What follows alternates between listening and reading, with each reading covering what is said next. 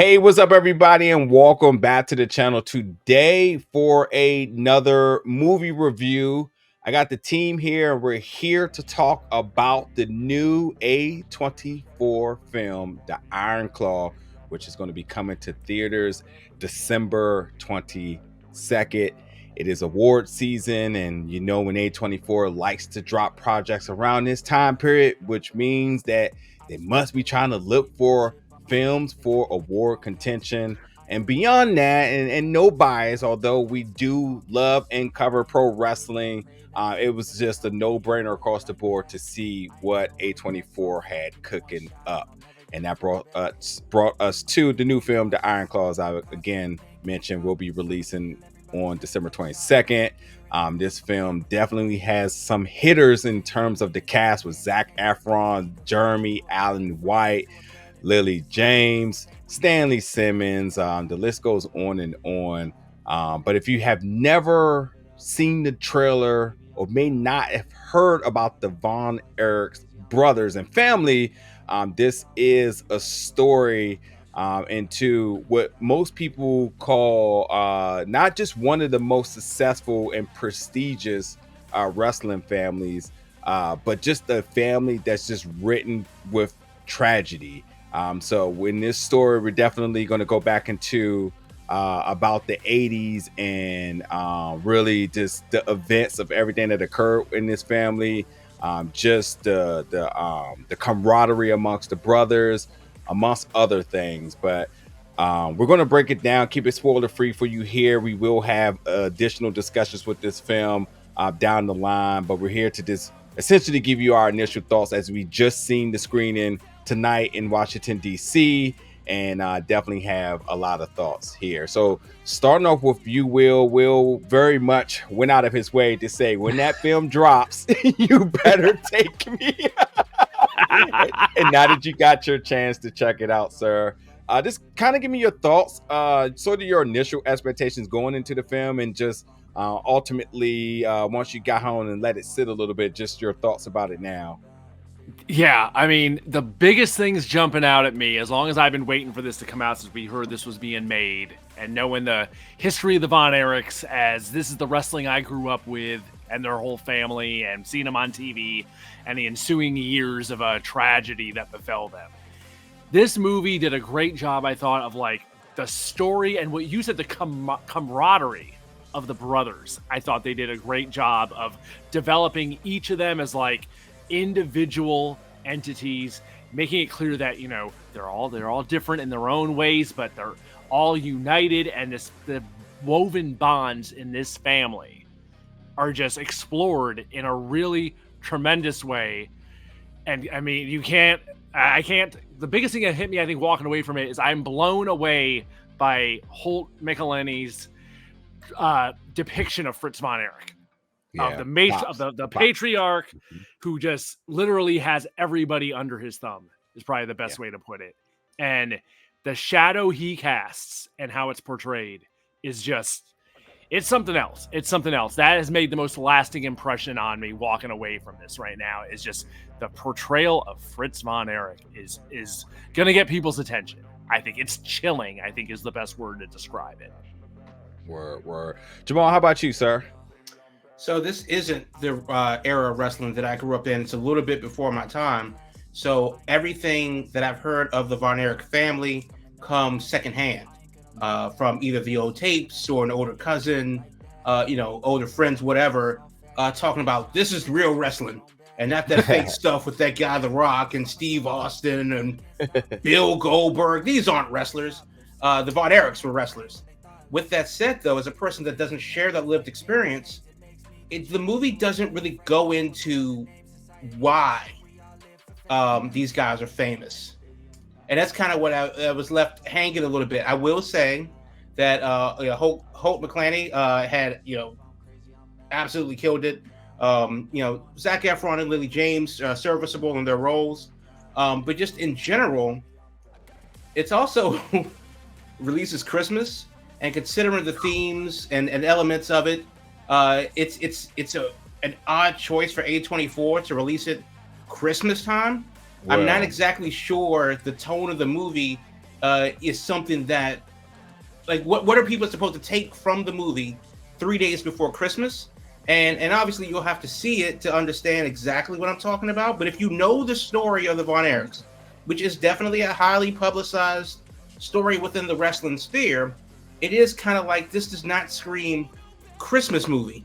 But then again, neither does Die Hard, and stranger things have happened. So, I think definitely, Will and I will touch and agree on a couple of different things, like from, acting perspective and stuff like that. But also for me, that's kind of where it fell flat a little bit, as to, other than the fact that these, the events of their lives happened, how are they any different than like the Kennedys? Or how are they any different than like, Louis the Eighth or Henry the Eighth or Louis the 16th or other guys that had just history happen to them, and then you go home. So it's an interesting, story. Definitely something that I'm going to be reading up on a little bit more. But it definitely had me. It was a bit of a head scratcher as to like filling in some of the blanks. Yeah, I coming back around here. Obviously I think the release date is just to be able to get it in the war contention. I think it's going to be a limited release, and then I think he'll make a U-turn around like February or something like that. Just so they can get it on folks' ballots and on folks' radars for award season. And yes, I think when you talk about why this film will be considered, you have to take a look at the performances for me. By all means, Zach really beefing up for his role. I mean, I was thoroughly impressed. Jeremy Allen White, I really don't know what that guy can't do. So him as Carrie just really stepped up and showed me something different. But as you mentioned, Holt is without a doubt, he's the lead, he's the star. He makes you feel every bit of dread within every decision he's made, and held this family almost captive for many years. But I do agree, Jamal. I think, like, whether you know the story or not, I don't think this is per se just a wrestling story. I think it's just an American tragedy story, which anybody who's looking for, a good documentary or a good docuseries where you're looking at sort of just that live adaptation or depiction of that story here with that. So I don't think you have to know the story. I don't think you have to be a wrestling fan. I think you just got to be looking just for a good cinema. And I think across the board, it's hard to say where this film lacks. I think the runtime may be a little bit long, but it's across the board a solid film with some elements that stand out in terms of the acting. One other thing I will say is the cinematography. They kept you up close and personal the entire film. There were shots where you sort of feel what's happening because of what you're seeing, but also I felt a little cheated because there was moments where like certain parts of the screen were cut off. Like in the ring action, you're looking for that athleticism. You want to see the wrestling in the ring, whether you're a fan or not, because it's sports and people love to engage in sports. It works. But then because of how it was shot, certain parts of folks were kind of cut off, for certain parts of the ring or for certain parts of the screen was cut off. And I don't know if that was by design or was that just a method to really invoke the emotions, but I thought it took away from the action. And I definitely thought there was moments that possibly could have just opened that up and just gave us the full view there. And then lastly, I'll say is, in terms of this being a story about tragedy, it really didn't hit me until the third act about really just how deep and heavy this was. I mean, there was a couple of events that happened very early. There was something that happened in sort of the second act, but the third act really wasn't until it really just started to just become a snowball of events. And then I started to feel that. And I thought they also handled a particular element of that with one of the final scenes of the film with a lot of heart. And I thought that was done very well and shot very well as well too. But for you, Will, in terms of just the production of the story, and I also want to kind of tap your brain a little bit too, because you again mentioned how much you knew about this story. What did you think about the elements they did show outside of the elements that they did miss with the story? Right. I mean, you mentioned the runtime there. It's just over 2 hours, and it's very clear they had a lot to pack into this movie.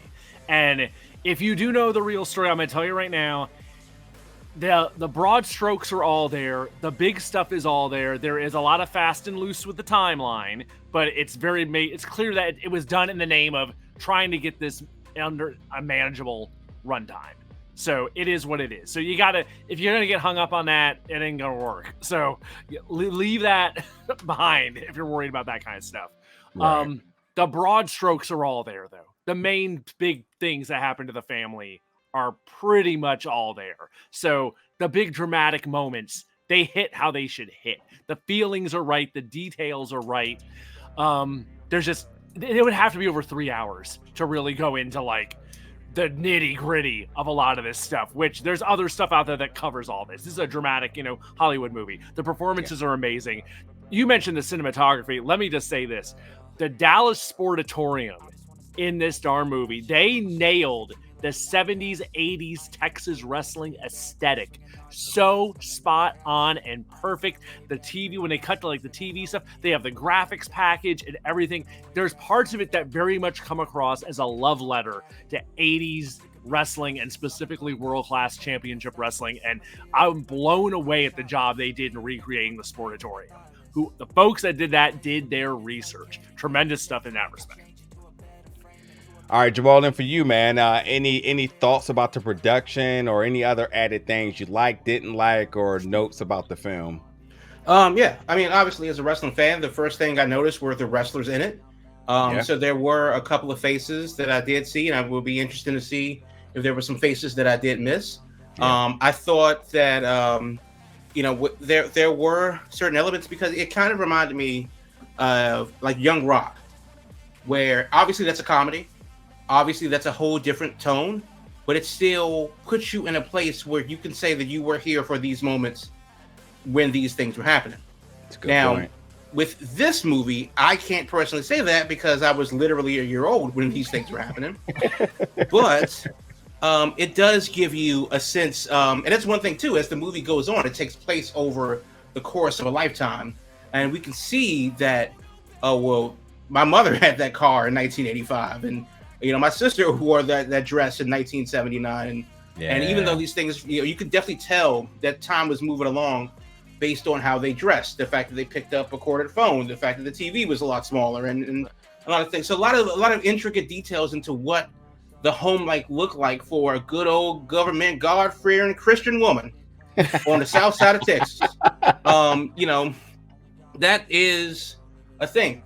There are elements of it that are kind of puzzling, because it definitely seems that, even though they got, it's a known fact that they got Chavo Guerrero as like the wrestling consultant on the film. There were actual, wrestlers, like currently performing wrestlers in the film.